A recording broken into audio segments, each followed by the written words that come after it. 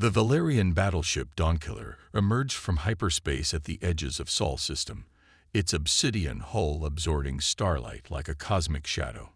Fleet Commander Zaxxry stood at the command center, their crystalline appendages shifting colors with anticipation.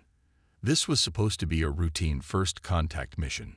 Locate the primitive species that had just achieved faster-than-light travel, evaluate their potential for membership in the Galactic Federation, and move on. But something was wrong. "Commander," the sensor officer's voice wavered. "We're detecting unusual energy signatures throughout the system. They're everywhere."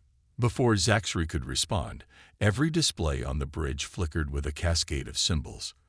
The ship's quantum-encrypted systems, technology that had never been breached in 10,000 years of Valerian history, displayed a simple message in perfect universal standard.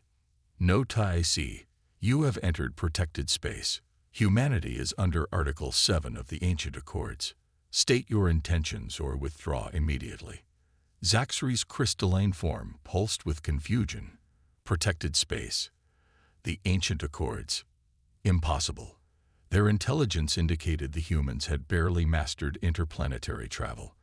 They shouldn't even know about the Accords, let alone qualify for Article 7 protection. "Ma'am," the tactical officer interrupted. "Multiple vessels decloaking. Design unknown. Energy signatures unprecedented." The bridge crew watched in stunned silence as their sensors revealed the truth. What they had dismissed as space debris transformed before their eyes. Thousands of satellites shimmered into existence, their advanced camouflage systems deactivating to reveal a defense network that defied comprehension. A new voice filled the bridge, calm and authoritative. "This is Admiral Helena Chen of the Earth Defense Force. We appreciate your courtesy in approaching openly, rather than cloaked like the last 3 survey missions." Zaxxry's central core pulsed with alarm. Those missions had been completely covered. No one should have detected them. I am Fleet Commander Zaxxry of the Valerian Confederation. We mean no hostile intent, but there must be some mistake. Article 7 protection is reserved for species who have achieved Level 4 civilization status while maintaining planetary harmony. Admiral Chen finished. "Yes, we're aware. The Guardians were quite thorough in explaining the requirements when they granted us protected status 50 years ago." The Guardians, the mysterious beings who had written the Ancient Accords and vanished from the galaxy eons ago. Zaxxry's thought processes nearly froze.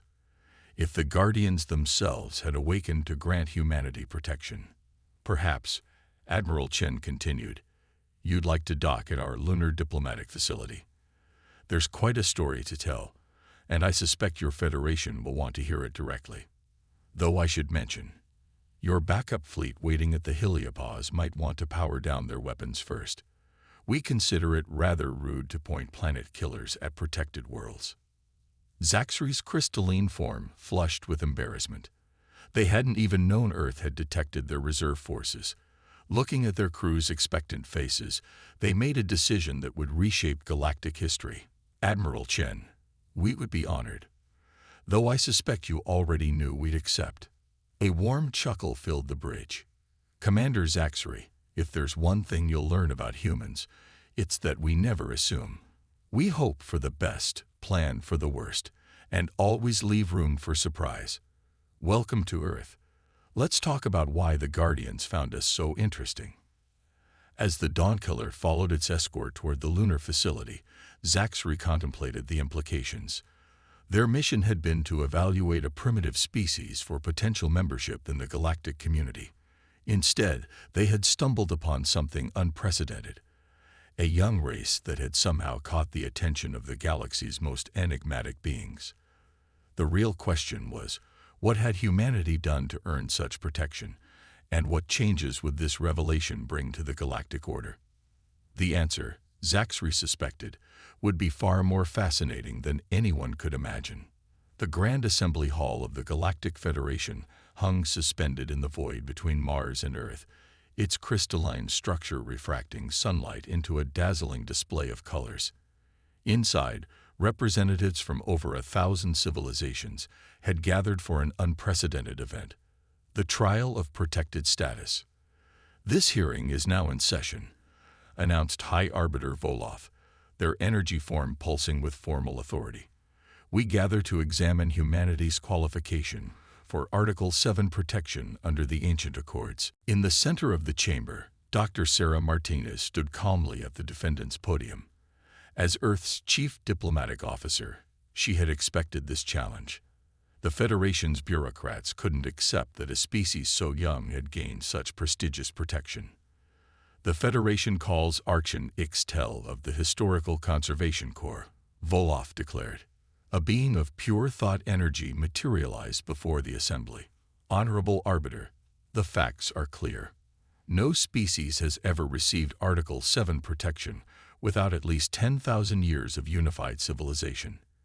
Humanity achieved faster than light travel barely 50 years ago. Their inclusion makes a mockery of our most sacred laws."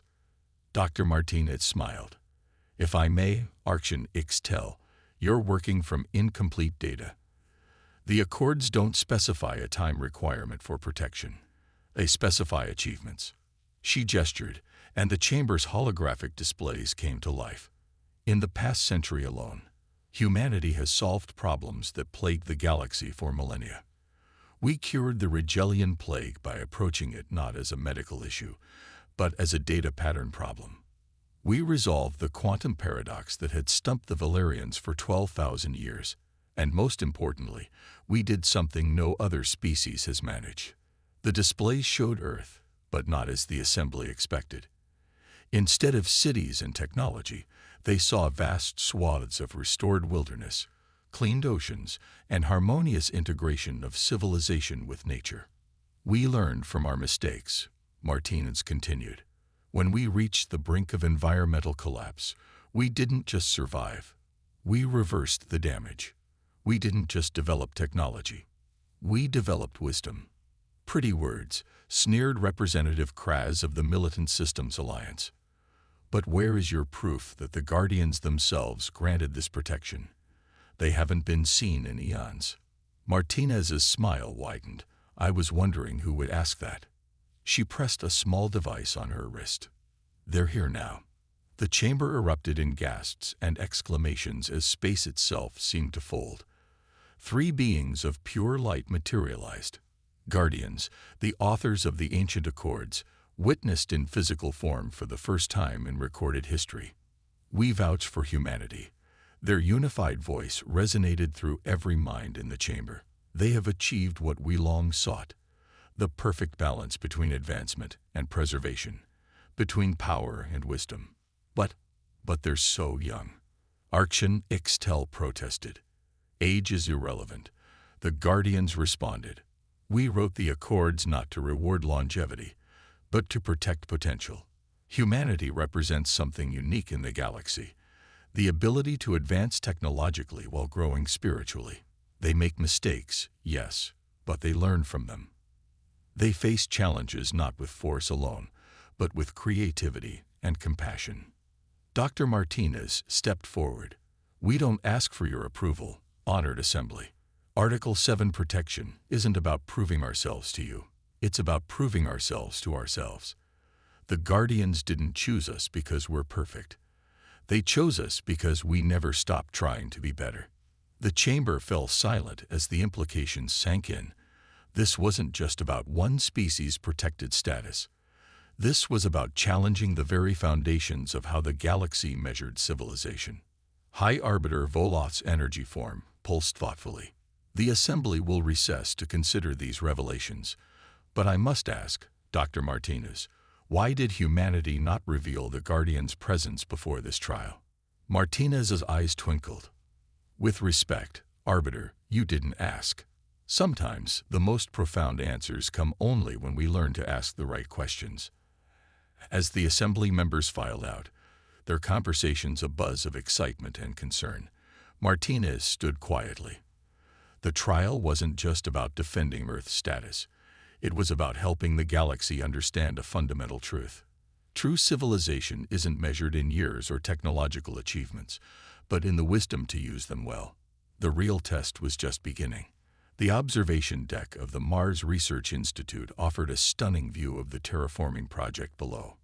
Rivers of liquid water were beginning to carve their way through red valleys, while patches of engineered algae spread across the plains, transforming the ancient rust into living soil. Guardian Prime, a being of pure light and thought, stood beside Dr. James Chen, watching human ingenuity reshape a dead world into a cradle of new life. "You still haven't told them the real reason, have you?" Dr. Chen asked, his eyes fixed on the distant transformation. "Why you really chose us for protection?" The Guardian's form shimmered with what might have been amusement. "They aren't ready for that truth. Even now, the Federation races debate your worthiness based on their limited understanding of civilization." A holographic display materialized between them, showing the quantum patterns of reality itself, the underlying code of the universe. Within it, tiny anomalies pulsed like heartbeats. "We Guardians spent millions of years trying to solve the connection problem," the being continued. "How to bridge the gap between conscious thought and the quantum fabric of reality. Every species we encountered approached it as a technological challenge. Except us." Chen smiled. "Except you." Humans looked at the universe and saw not just patterns, but poetry. You didn't try to force consciousness into quantum mechanics. You realized consciousness was already there, waiting to be understood. Below them, a massive terraforming engine crawled across the Martian surface. But unlike the brute force approaches other species had attempted, this one worked with the planet's existing systems, encouraging rather than commanding change. "The Federation thinks we protected you because of your technological achievements or your environmental restoration," Guardian Prime continued. "They don't understand that those were symptoms, not causes. We protected you because you are the first species we found that truly understands the art of possibility." Chen turned to face the ancient being. "Is that why you're letting the spiral arm crisis develop? To show them what we can really do?" The Guardian's form pulsed with approval.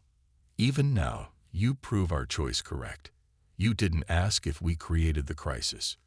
You understood instantly that we're allowing it to unfold as a test, not just for humanity, but for the entire galaxy."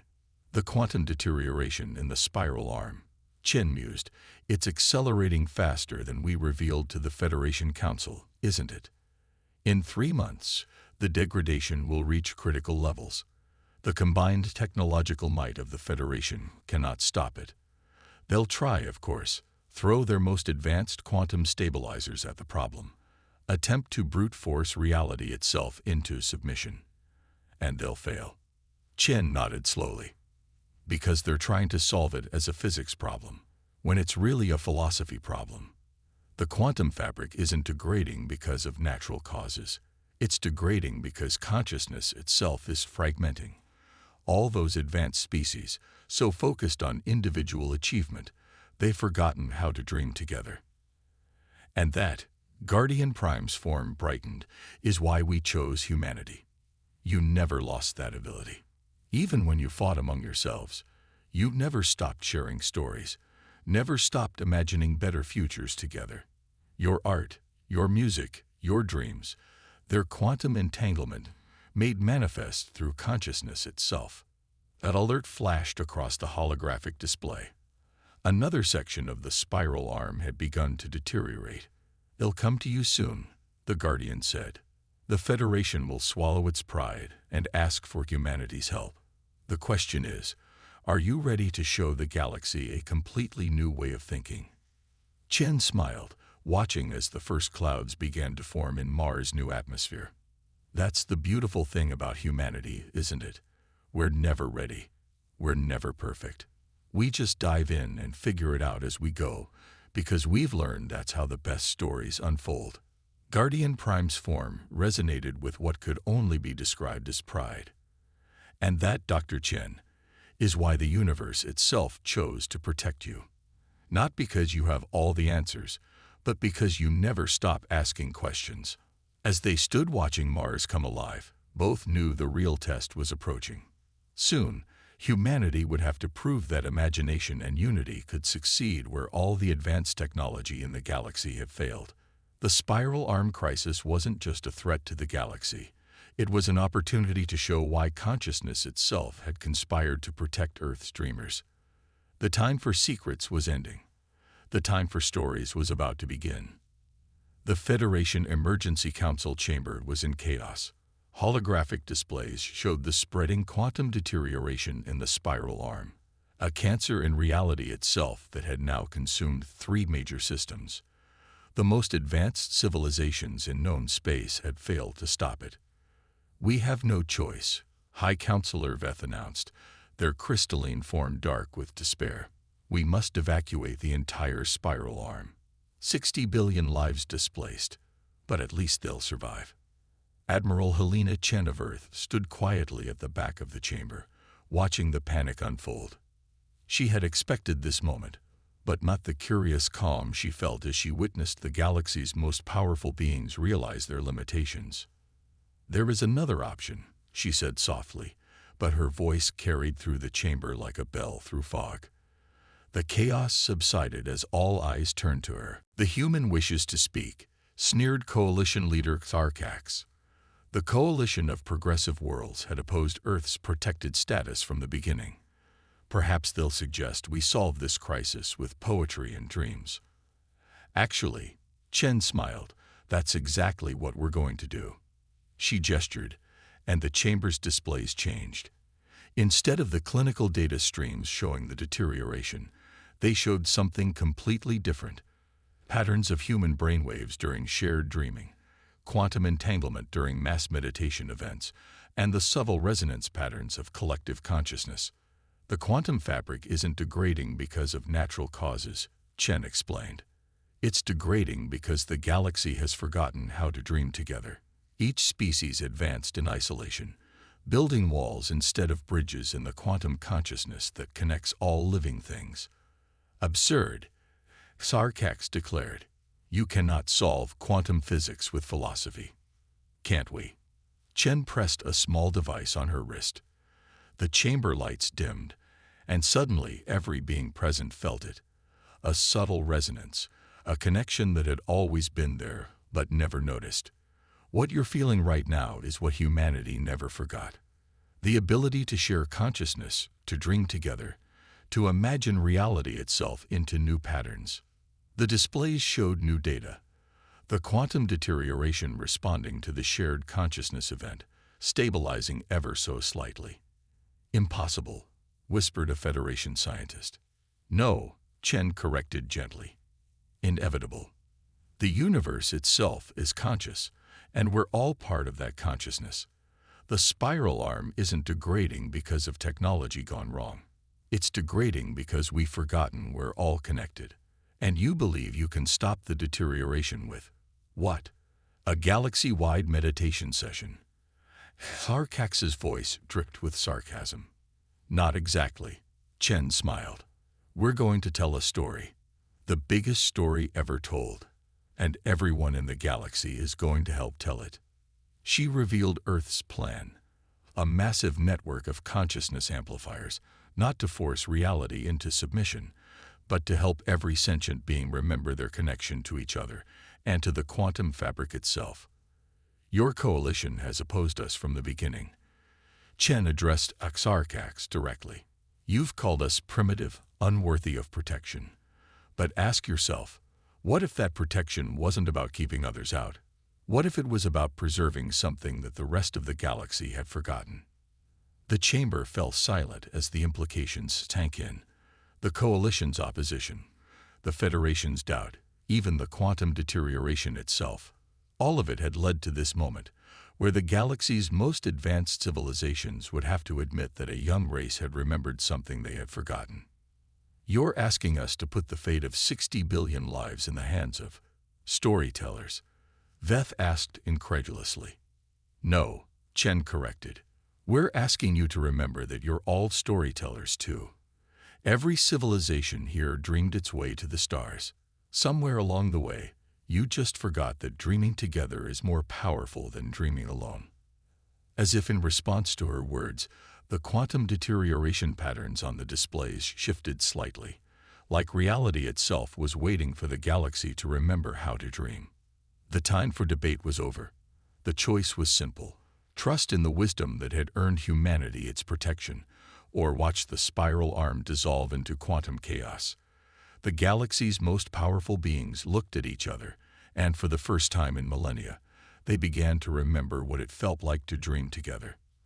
The real question was, would they remember in time?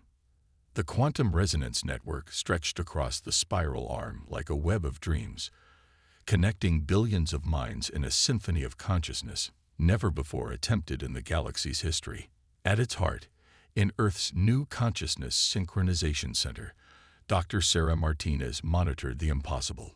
Quantum degradation has slowed to 15% of previous rates, she announced to the gathered representatives of the Federation and Coalition. But it's not enough. We need more. Coalition leader Xarcax, who had opposed this human madness from the beginning, watched the holographic displays with growing unease. Your consciousness network is failing. Perhaps now you'll listen to reason and begin the evacuation. Look again, interrupted Admiral Chen. She stood at the center of the chamber, her eyes closed in concentration. Look not at the data, but at the story it's telling. The displays shifted, showing not just quantum readings, but the patterns of shared consciousness flowing through the network.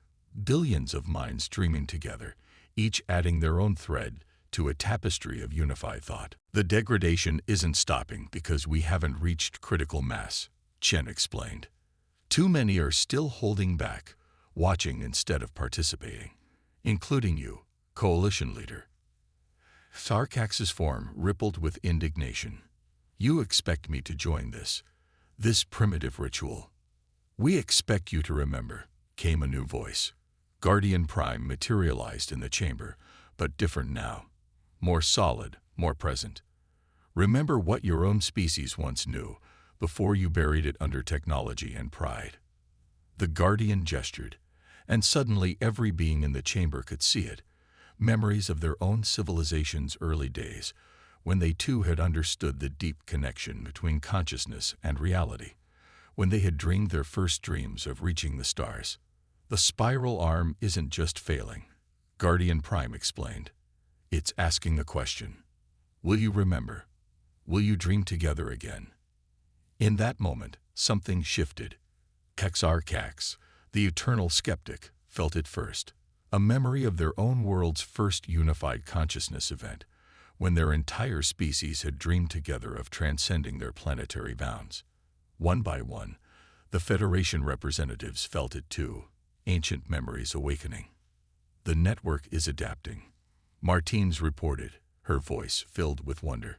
Quantum degradation dropping to 10%, 5%, it's beginning to reverse. The displays showed it clearly now. The quantum fabric of reality itself responding to the unified consciousness of countless beings remembering how to dream together. The deterioration wasn't just stopping, it was healing, transformed by the power of shared imagination. This is impossible, whispered a Federation scientist, but there was no conviction in their voice. No, Chen smiled, opening her eyes. This is what humanity protected all along, not just our ability to dream, but our reminder to the galaxy that the greatest achievements come not from conquering reality, but from dancing with it. The chamber erupted in a spectrum of light as the Guardians, not just one now, but many, materialized fully. Now you understand, they spoke in unison, why humanity needed protection. Not because they were weak, but because they remembered what the galaxy had forgotten. The universe itself is a story, and consciousness is how it writes itself anew. As the quantum deterioration reversed across the spiral arm, as billions of beings learned again to dream together, the truth became clear. Humanity's protection had never been about keeping them safe from the galaxy. It had been about keeping safe the wisdom the galaxy would need to save itself. The story isn't over. Admiral Chen addressed the chamber. It's just beginning. The question is, what shall we dream together next? The quantum fabric of reality itself seemed to shimmer with possibility as the galaxy's civilizations, young and old, remembered that the greatest power isn't in technology or longevity, but in the ability to imagine and create together. From Earth to the farthest reaches of the spiral arm, a new age was dawning. Not an age of separation and competition, but one of shared dreams and unified consciousness. The protection humanity had received wasn't just a shield. It was a seed, planted by the universe itself, waiting for the moment when the galaxy was ready to remember how to grow together. The story of humanity's protection had become the story of the galaxy's awakening. And like all the best stories, it wasn't ending. It was transforming.